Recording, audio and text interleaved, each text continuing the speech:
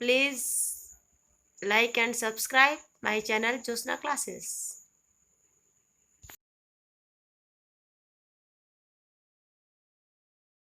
Hello students, आज मैं आपको पढ़ाऊंगी श्रीमती जॉन रॉबिन्सन के बारे में, जिनकी डेट ऑफ बर्थ है 1903 यानी 1903। ठीक है। अर्थ विज्ञान में श्रीमती जॉन रॉबिन्सन का नाम प्रमुख रूप से अपूर्ण प्रतियोगिता में योगदान के लिए प्रसिद्ध है। ठीक है। पहले आपके विचारों में मार्शल का प्रभाव पड़ा, किंतु बाद में आपको कीन्स के आर्थिक विचारों से प्रभावित हुई। ठीक है। तथा आपने मार्शल के विचारों को तीव्र आलोचना की। यहाँ आपने से मतलब है मेरा कि जॉन रॉबिन्सन की बात हो रही है। ठीक है। इनकी प्रमुख कृतियाँ कौन कौन सी हैं देखिए।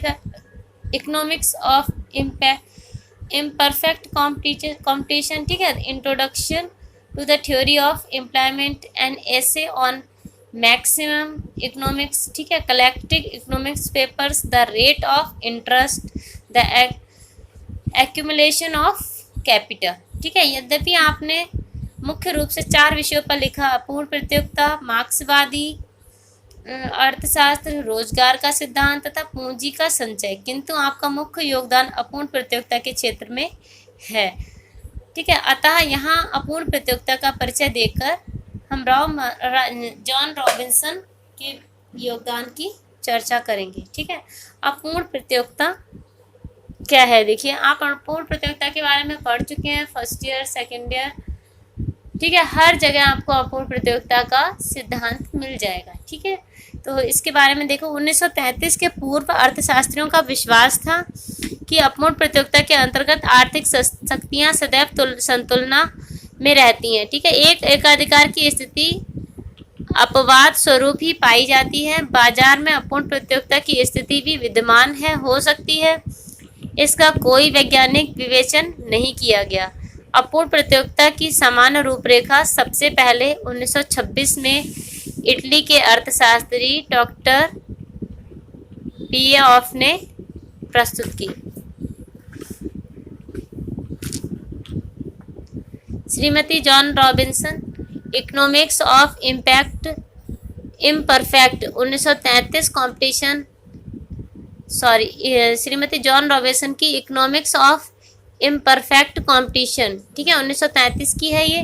तथा प्रोफेसर चैम्बरलेन की पुस्तक the theory of monopolistic competition प्रकाशित हुई। इन दोनों की पुस्तकों के प्रकाशन तथा इनका विवाद पूर्ण रूप से अपूर्ण प्रतियोगिता तथा वैज्ञानिक प्रारंभ हुआ। मतलब इन दोनों की पुस्तक के बाद ही अपूर्ण प्रतियोगिता के वैज्ञानिक इनका विवाद प्रारंभ हुआ। ठीक है। इस प्रारंभ का श्रेय चैम्बरलेन के विवाद से है। ठीक है। चैम्बरलेन ने इसके बारे में लिखा है। प्रोफेसर चैम्बरलेन के बारे में इन्होंने लिखा है। किसने लिखा है देखिए, प्रोफेसर चैम्बरलेन की पुस्तक और मेरी पुस्तक में कई बातें समान हैं, इन्होंने लिखा है। ठीक है। यह मात्र एक संयोग है, क्योंकि वह पुस्तक मेरे विस्तार से काफी बाद में देखने को मिली है। ठीक है। इन्होंने खुद लिखा है ये। अपूर्ण प्रतियोगिता के क्षेत्र में जॉन रॉबिन्सन का योगदान क्या क्या है देख लीजिए। श्रीमती जॉन रॉबिन्सन ने अपूर्ण प्रतियोगिता स्पष्ट करने के लिए सीमांत लागत और सीमांत आय शब्दों का प्रयोग किया है, जिसका प्रयोग हम आगे चलकर करेंगे। उनके अनुसार यदि बाजार में प्रतिद्वंदी उत्पादक विभिन्न वस्तुओं का उत्पादन करते हैं तो स्पष्ट है कि बाजार में पूर्ण प्रतियोगिता नहीं है। ठीक है। यदि उपभोक्ता प्रतियोगी वस्तुओं की तुलना में किसी विशेष उत्पादक वस्तुओं के लिए ऊंची कीमत देने को तैयार रहते हैं तो इसे क्या कहा जाता है? एकाधिकार की स्थिति कहा जाता है। अपूर्ण प्रतियोगिता में प्रतियोगिता तो होती ही है, किंतु वह अपूर्ण रहती है तथा प्रत्येक उत्पादक की स्थिति कुछ न कुछ एकाधिकारी के समान रहती है। वह पूर्ण एकाधिकारी इसलिए नहीं हो पाता क्योंकि उपभोक्ता उत्पादक विभेद के कारण प्रतिस्थापन वस्तुओं को खरीदने के लिए क्या हो सकते हैं? आकर्षित हो सकते हैं। ठीक है। अपूर्ण प्रतियोगिता में मांग वक्र लोच के अंश से प्रभावित होता है, क्योंकि यदि प्रत्याशित उत्पादन के बिंदु पर मांग की लोच इकाई से कम है तो सीमांत आय या शून्य उससे क्या हो जाएगी, कम हो जाएगी। ऐसी स्थिति में उत्पादक के लिए उत्पादन का संकुचन करना उचित होगा। ठीक है, यदि वस्तु की मांग में परिवर्तन होता है तो उसका प्रभाव कीमतों पर भी पड़ता है। इस प्रकार वस्तु की मांग की लोच कुछ सीमा तक मूल्य निर्धारण तथा उत्पादन की मात्रा को प्रभावित करती है। ठीक है, यदि मांग कम लोचदार रहती है तो उत्पादन कम मूल्य पर अधिक वस्तुओं को बेचकर अपना लाभ अधिकतम करना चाहता है। ठीक है, मांग की लोच को प्रभावित करने के प्रमुख कारण हैं उपभोक्ता की संख्या, उनकी आय, प्रतिस्थापन वस्तुओं की लागत तथा बाजार में प्रतियोगी उत्पादों की संख्या इत्यादि।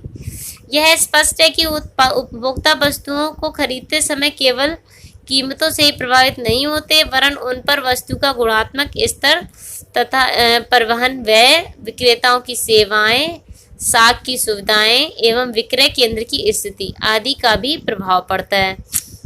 अपने विवेचन में जॉन रॉबिन्सन ने उत्पत्ति के साधनों की भी चर्चा भी की है। उनका कहना है कि उत्पत्ति के सीमित साधनों की दशा में यदि उत्पादन बढ़ाया जाता है तो साधनों की कीमतों में वृद्धि हो जाएगी। यदि उत्पादक सामने सापेक्षिक स्वल्प और सापेक्षिक प्रचुर साधनों में चुकाने की स्वतंत्रता होती है तो वह इस साधनों में प्रतिस्थापन करेगा। ठीक है, मतलब इससे क्या जाएगा, चेंज करेगा एक तरीके से। बड़े पैमाने पर उत्पादन के फलस्वरूप बचतों से जो लाभ प्राप्त होते हैं, ठीक है, वे स्वल्प साधनों का प्रयोग से लागत से होने वाली वृद्धि के द्वारा निष्प्रभावित हो जाते हैं। जॉन रॉबिन्सन ने क्रेता अधिकार का विवेचन किया है।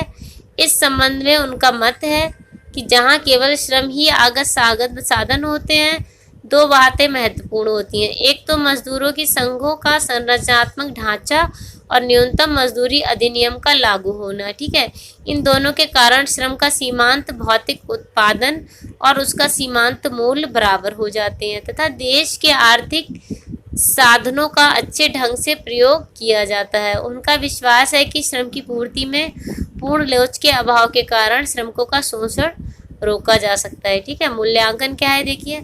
अर्थशास्त्र के क्षेत्र में सराहनीय योगदान के कारण श्रीमती जॉन रॉबिन्सन को महिला अर्थशास्त्रियों में अग्रणी माना जाता है। यद्यपि उनका नाम अपूर्ण प्रतियोगिता के साथ जुड़ा हुआ है तो भी रोजगार, ब्याज और मार्क्सवादी के संबंध में उसका गहन अध्ययन है। ठीक है, प्रोफेसर केन्स ने अपनी पुस्तक जनरल थ्योरी के माध्यम से जो आर्थिक क्रांति की उसका अनुसरण आर्थिक क्रांति आई थी, ठीक है, उसका अनुसरण किसने किया, जॉन रॉबिन्सन ने किया है। मार्क्सवाद के संबंध में उनका मत है कि मार्क्स ने हमारे सामने प्रमुख रूप से दीर्घकालीन गतिशील विश्लेषण प्रस्तुत किया है तथा इसका इस क्षेत्र में अभी काफ़ी कुछ करने की गुंजाइश है। ठीक है, उनके ही शब्दों में यदि अर्थशास्त्र में प्रगति की कुछ आशा की जा सकती है तो वह उसी समय संभव है जब मार्क्स द्वारा प्रस्तुत समस्याओं के समाधान के लिए बौद्धिक प्रणालियों का प्रयोग किया जाए। जॉन रॉबिन्सन की पुस्तक द एक्चुएशन ऑफ कैपिटल का अध्ययन करने पर यह स्पष्ट पता चलता है कि वे मार्क्स के विचारों से बहुत प्रभावित हुई। प्रोफेसर सेलिगमैन उनके लेखन में मौलिकता की छाप है तथा आधुनिक पूंजीवाद की कुछ मूलभूत और महत्वपूर्ण समस्याओं का सुविकृत विश्लेषण उनके विवेचन से स्पष्ट दिखाई देता है। ठीक है, ये थी श्रीमती जॉन रॉबिन्सन का जीवन परिचय और उनके आर्थिक विचार। Thank you, have a nice day.